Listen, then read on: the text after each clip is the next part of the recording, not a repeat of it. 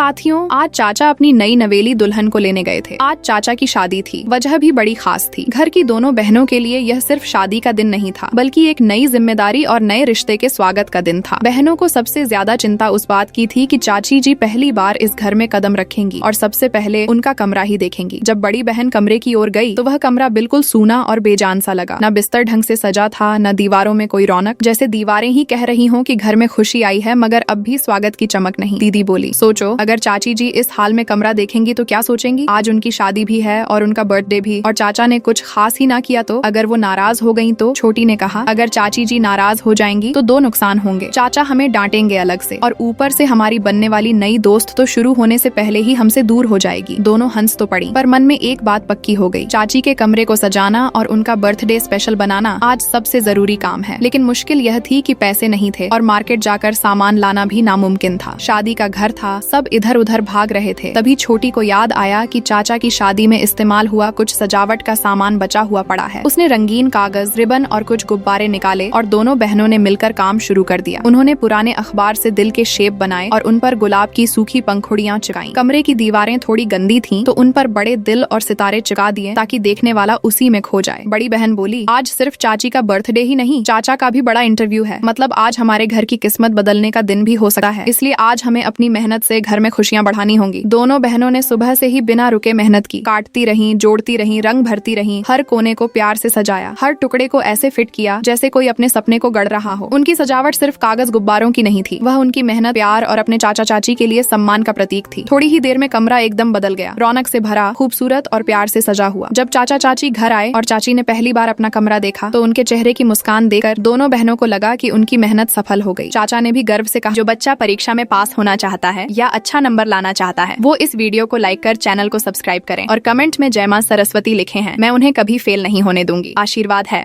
आज तुम दोनों ने इस घर की शान बढ़ा दी। और चाची, वो तो अपने खूबसूरत प्यार से सजे कमरे को देखकर खुशी से खिल उठी।